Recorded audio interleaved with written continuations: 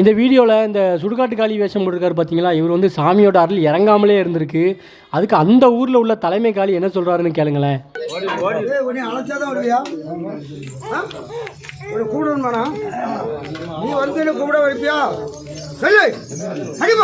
தலைமை காளி வேஷம் போட்டுக்கிறவங்க செங்காலிக்கு வேஷம் போடுறவங்க அவங்க சொன்ன உடனே இந்த சுடுகாட்டு காளி எவ்வளோ ஆக்ரோஷமாக பயங்கரமாக சாமி ஆடுறாங்க பாருங்கள்.